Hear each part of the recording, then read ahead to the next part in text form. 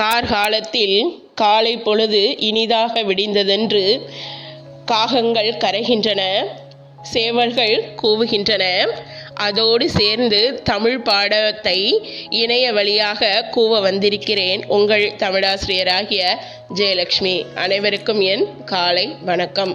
இப்போ நம்ம இயல் 4 இயந்திரங்களும் இணைய வழி பயன்பாடும் என்ற உரைநடையை என்ன செஞ்சிட்ருக்கோம், பார்த்துட்ருக்கோம்.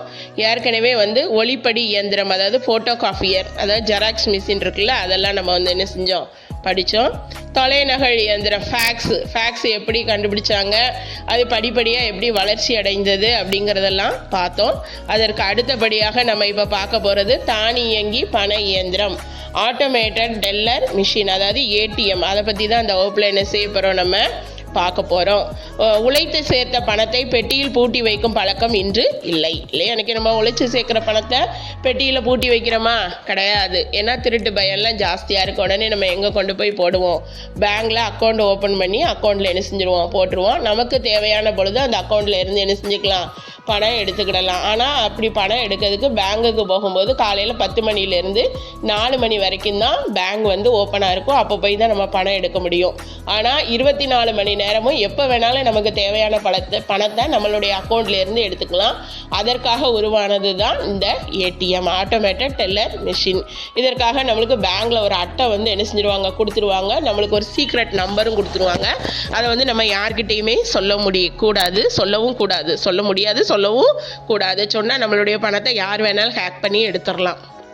அதனால் அந்த அட்டையை சொருகின உடனே அந்த சீக்ரெட் நம்பரை கேட்கும். அதை சொல்லி நமக்கு எவ்வளோ பணம் தேவையோ அதை நம்ம எடுத்துக்கலாம். அப்படி எடுக்கும்போது நம்மளுடைய அக்கௌண்ட்டில் என்ன செய்யணும், பணம் இருக்கணும். பணம் இல்லாமல்லாம் போய் எடுக்க முடியாது.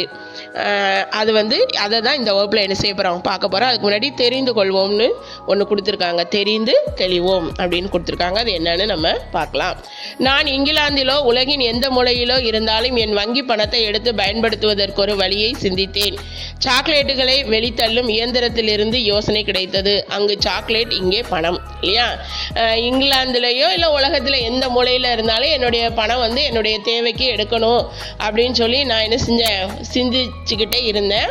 அப்போ சாக்லேட்டுகளை வெளித்தள்ளும் இயந்திரத்திலிருந்து எனக்கு யோசனை கிடைத்தது. சாக்லேட் உருவாகி மேடாகி வெளியில் வரும்போது அந்த இயந்திரத்தின் மூலம் அது வெளியில் வந்துட்டு இருக்கும்போது அதை பார்த்த உடனே எனக்கு இந்த ஒரு யோசனை தோன்றியது. அந்த யோசனை தான் என்னது, நம்மளுடைய ஆட்டோமேட்டிக் டெல்லர் மிஷின், அதாவது ஆட்டோமேட்டட் டெல்லர் மிஷின் அப்படின்னு சொல்லி ஷான் ஷெப்பர்ட் பாரான் என்பவர் என்ன செய்கிறாரு, சொல்கிறார். அடுத்தது என்னங்கிறத பார்க்கலாம். இந்த ஆட்டோமேட்டட் டெல்லர் மிஷின் இருக்குல்ல, இந்த தானியங்கி பண இயந்திரம், அதை பற்றி நம்ம இப்போ விரிவாக பார்க்க போகிறோம். உழைத்து சேர்த்த பணத்தை பெட்டியில் பூட்டி வைக்கும் பழக்கம் இன்று இல்லை. அரசின் உதவித்தொகை, ஊக்கத்தொகை, பணியாளரின் ஊதியம் போன்றவற்றை வங்கி கணக்குகளில் நேரடியாக செலுத்தும் மின்னணு பரிமாற்ற முறை நடைமுறைக்கு வந்துவிட்டது. அதனை எடுக்க வங்கிக்கு செல்ல வேண்டியதில்லை. தானியங்கி பண இயந்திரம் மூலமே பணம் எடுக்கலாம், பணம் செலுத்தலாம்.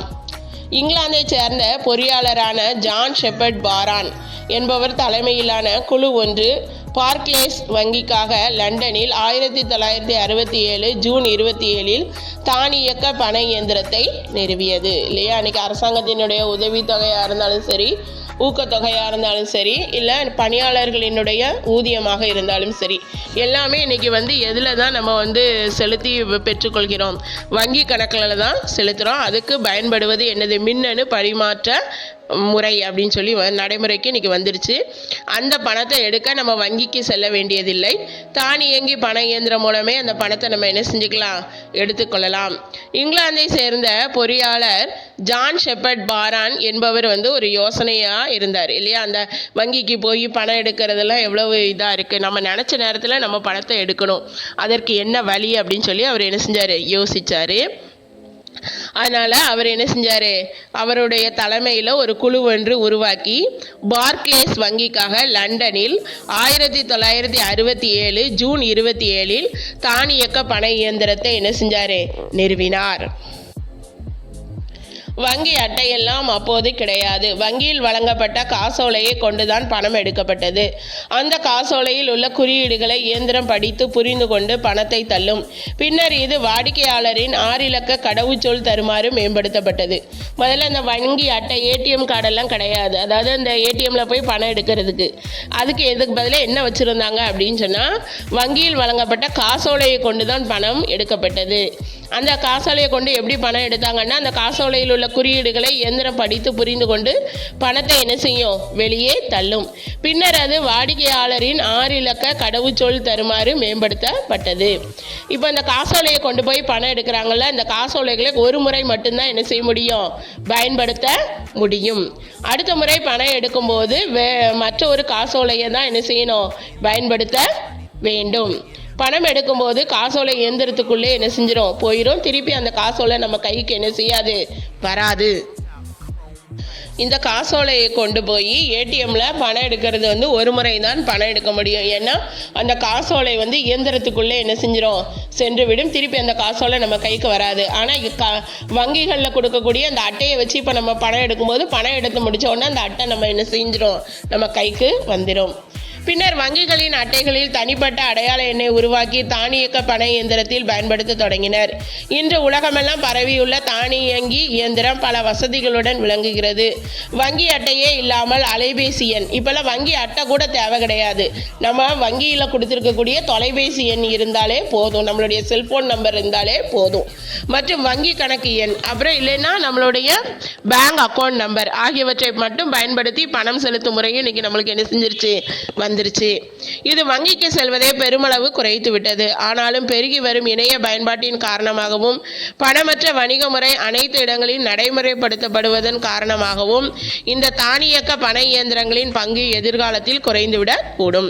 இந்த தானியக்க பயந்த ஏடிஎம்மே எதிர்காலத்தில் இதனுடைய பயனை நம்மளுக்கு என்ன செஞ்சிடும், குறைய ஆரம்பிச்சிடும். பணமே இல்லாமல் கார்டை வச்சே நம்ம எல்லா இடத்துலையும் போய் பொருள் வாங்குறோம். இப்போ ஒரு ஜவுளி கடையில் போய் நான் ஜவுளி வாங்குறேன்னு சொன்னால் அதுக்கு நேரடியாக பணம் செலுத்தாமல் அந்த அட்டையை தேய்ச்சி அவங்களுக்கு என்ன செஞ்சிடலாம், பணத்தை அவங்க அக்கௌண்ட்டுக்கு நம்ம என்ன செஞ்சிடலாம், ட்ரான்ஸ்ஃபர் பண்ணிடலாம். அப்போ பார்த்தோன்னா இந்த ஏடிஎம்மோட பயன்பாடு எதிர்காலத்தில் மிகவும் குறைய ஆரம்பித்துவிடும். அடுத்தது பார்த்திங்கன்னா அட்டை தேய்ப்பு இயந்திரம், ஸ்வீப்பிங் மிஷின். அதாவது இப்போல்லாம் நிறைய வணிக வளாகங்கள், பெரிய பெரிய ஜவுளி நிறுவனங்கள் எல்லாம் அந்த அட்டை தேய்ப்பு இயந்திரம் இருக்குது. கையில் பணமே இல்லாமல் கடைக்கு சென்று பொருள் வாங்கவும் மற்ற வணிக பரிமாற்றங்களுக்கும் இந்த கருவி பயன்படுத்தப்படுகிறது. இது கட்டணம் செலுத்தும் கருவி என்றும் விற்பனை கருவி என்றும் அழைக்கப்படுகிறது இல்லையா.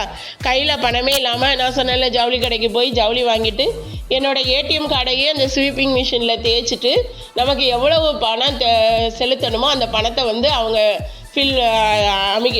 அந்த பணத்தை அவங்களே நம்மளுடைய சீக்ரெட் என்ன நம்மளை அமுக்க சொல்லுவாங்க. அமுக்கினோடனே அந்த பணத்தை அவங்களே என்ன செஞ்சுக்கலாம், அந்த பணம் நேரடியாக அவங்களுடைய அக்கௌண்ட்டுக்கே என்ன செஞ்சிடும், போயிடும்.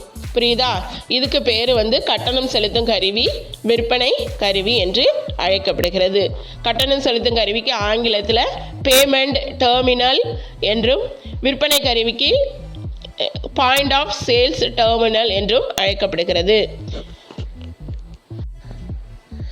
ஆட்ரியன் ஆஷ்ஃபீல்டு என்பவர் 1962 கடவுச்சொல்லுடன் கூடிய அட்டைக்கு இங்கிலாந்தில் காப்புரிமை பெற்றிருந்தார். ஆரம்பத்தில் பெட்ரோல் தருவதற்கு பயன்படுத்தவே காப்புரிமை தரப்பட்டது. அதுவே பின்னர் அனைத்து பயன்பாட்டுக்குமான காப்புரிமையாக மாற்றப்பட்டது. ஃபஸ்ட்டு இந்த ஏடிஎம் கார்டை எதுக்காக தான் பயன்படுத்தியிருக்காங்க, பெட்ரோல் போடும்போது கொடுக்கறதுக்காக தான் பயன்படுத்தியிருக்காங்க. அதுவே கடைசியில் என்ன ஆயிடுச்சு, அனைத்து பயன்பாட்டுக்குமான காப்புரிமையாக அது என்ன செஞ்சிருச்சு, மாற்றப்பட்டு விட்டது. இப்போ நான் ஏற்கனவே உங்களுக்கு என்ன சொல்லிட்டு இருந்தேன், ஸ்வீப்பிங் மிஷின், அட்டை தேய்ப்பு இயந்திரத்தை பற்றி சொல்லிட்டு இருந்தேன். இந்த இயந்திரத்தில் வங்கி அட்டையின் காந்தப்பட்டை இருக்கும் பகுதியை தேய்க்கும் போது வாடிக்கையாளரின் விவரங்கள் இணைய தொடர்பின் மூலம் வங்கி கணினிக்கு செல்கிறது. கணினியால் அட்டை ஆராயப்பட்டு கடவுச்சொல்லை சரிபார்த்த பின் பண பரிமாற்றத்திற்கு வங்கி ஒப்புதல் அளிக்கிறது. தற்காலத்தில் பயன்படுத்தப்படும் அட்டைகளில் சில்லு என்று சொல்லப்படும் சிப்பு என்று சொல்லப்படும் சில்லுகள் மூலம், அதாவது சிப்பு மூலம் வணிக பரிமாற்றங்கள் நடைபெறுகின்றன. சிப் அப்படின்னு சொன்னால் என்ன அர்த்தம் அப்படின்னா எண்ணிலக்கம் தான் அந்த பேர் சிப்புங்கிறது பேர். புரியுதா? இதன் மூலம் இன்றைக்கி காலகட்டங்களில் என்ன செஞ்சுருக்கு, வணிக பரிமாற்றம் நடைபெறுகிறது. அடுத்ததாக தமிழக அரசின் நியாய விலை கடை திறனட்டை கருவி, அதை வந்து நான் அடுத்த வகுப்பில் உங்களுக்கு என்ன செய்கிறேன், நடத்துகிறேன். எல்லாமே நல்லா படிங்க. இந்த பாடம் நடத்தி முடிக்க நீங்கள் நோட்டில் வந்து என்ன செஞ்சுருங்க, நோட்ஸ் வந்து எழுதிடுங்க. ரொம்ப அசால்ட்டாக இருக்காதீங்க, நல்லா படிங்க. ஹெல்த்தை வந்து நல்லா பார்த்துக்கோங்க. வெளியிலலாம் போய் அடிக்கடி விளையாட போகாதீங்க. கொரோனாவோட 2வது அலை வந்து ஸ்டார்ட் ஆகுதுன்னு சொல்கிறாங்க. அதனால் கேர்ஃபுல்லாக இருங்கம்மா, சரியா? அப்புறம் அடுத்த வகுப்பில் நான் உங்களை என்ன செஞ்சுருக்கிறேன், சந்திக்கிறேன். நன்றி, வணக்கம்.